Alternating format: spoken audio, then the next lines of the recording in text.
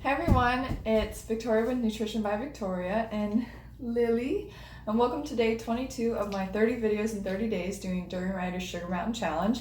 Right now I'm sipping on my breakfast Durianrider. I've actually already drank the first cup of this. I love how smooth, creamy, and delicious it is. If you haven't tried it yet, go ahead and try it. So far today I've done about 31 minutes on my spin bike for 5 miles. My goal today is to get in 50K worth of spinning, and I'm gonna do that at the gym. So we're gonna get ready to go after we eat breakfast here.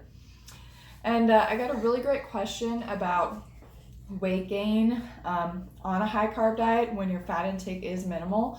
So this process is called de novo lipogenesis, and it's extremely rare, and it only happens when you meet certain criteria. So that criteria specifically is you're coming from an under eating background and or a carb restriction background. So this can apply to underweight people or overweight people or normal weight people. It all depends on the dietary past that you're bringing to this lifestyle. Also, other factors include dehydration, lack of sleep, stimulant use, lack of exercise. So and when you have when you're eating enough calories, when you're getting regular exercise, when you're sleeping enough, when you're hydrated and you're not using stimulants. Okay, can you go play for a minute? No. When you're doing all of the things right by your body, then your metabolism goes up. Okay, so de novo lipogenesis, or the generation of fat from carbs, only happens in rare situations that are generally based on starvation. So carbohydrates are rarely stored as fat, but when they are, it's because a person has been restricting them. So the body becomes extremely efficient at turning whatever comes in through the diet into fat for storage purposes and survival purposes in order to keep you alive. So when this happens, it's just your body telling you that, hey, I still work even though you haven't been feeding me properly. So it's not anything to fret about, even though a lot of people do. I initially gained 60 pounds when I came onto this diet, and it made me really uncomfortable, but there's ways to overcome that, and I've made a video about that in the past.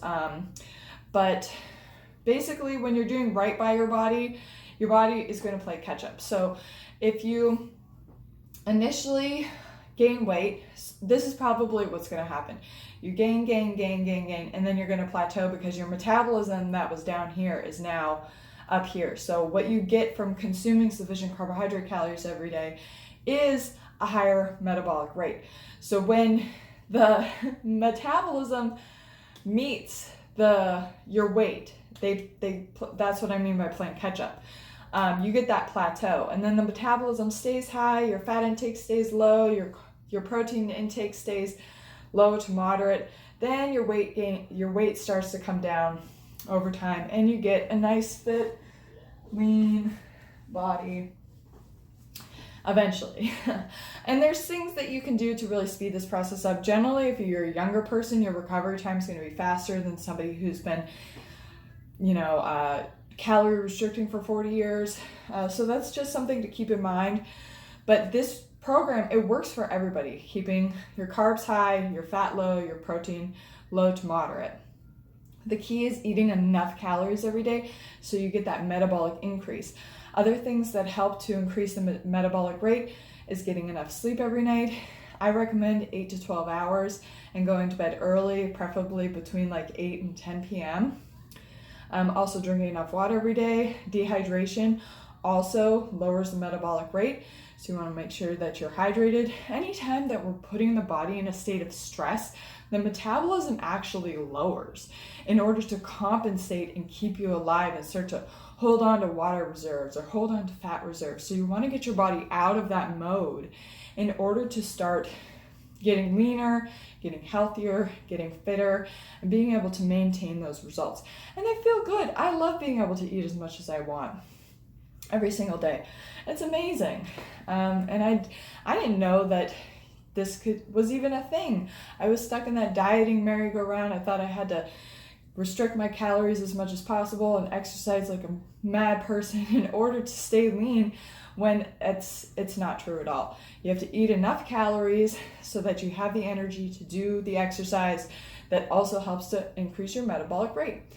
So some people have asked, should I exercise while I'm in this recovery period? I say yeah, but don't do any intensity. Don't do anything that like really stresses your body out until you've conditioned your body to get used to exercising again, and then you can start throwing in the intensity.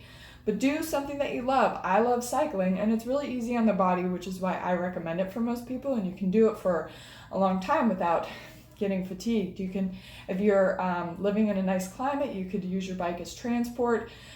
There's a lot of, things you can do in order to get fit. Okay, I'm gonna wrap this video up. I hope that answers the question, and I'll show you guys everything that I eat the rest of the day. All right, see you later. Okay, I'm at the gym. I am finishing up my 50K for the day, and it's coming in at 105 minutes. And I've just been going easy, editing, cleaning up stuff on my phone, watching YouTube videos. So, yeah, I'll show you what I eat after. All right, I'm back from the gym. About to have some lunch. I made a big smoothie of frozen bananas and coconut sugar and water.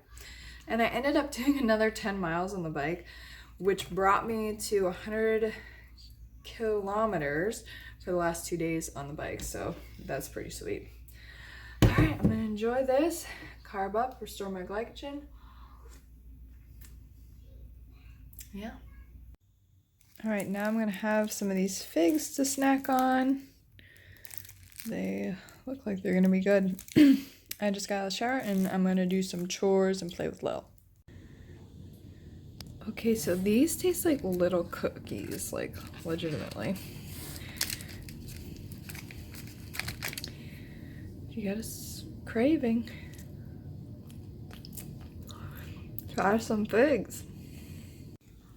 All right, I just finished up some chores and a nice easy yoga practice. I'll leave a link for that in the description. And now we're all eating rice cakes. All right, I've got dinner going, so I made some salad wraps. This time I put rice in them. I had my leftover rice, which I ate, and put it in there, and I have soy sauce and Tabasco for dipping, and then I made more rice. Yummy.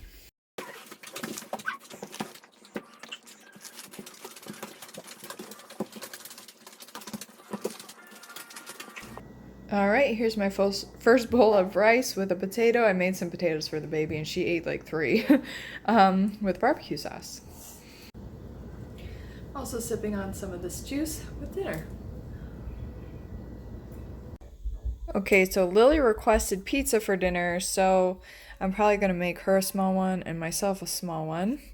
And the recipe is 2 cups all-purpose flour, a packet of yeast, a teaspoon of coconut sugar. I put a little bit more in because I like my crust to have the coconut sugar flavor to it. And 1 cup of hot water, warm water. I got it from my pre-meal dispenser. And now I let this sit for 10 minutes and then we roll it out. Lily, did you make your pizza? Yeah. What kind of pizza is it? Is it a cheese pizza? It's a cheese pizza. Yummy. So we used some of these vegan mozzarella shreds from Aldi for her cheese. And this organic marinara oil-free sauce. Okay, it's gonna go in at 400 degrees for about 15 to 20 minutes.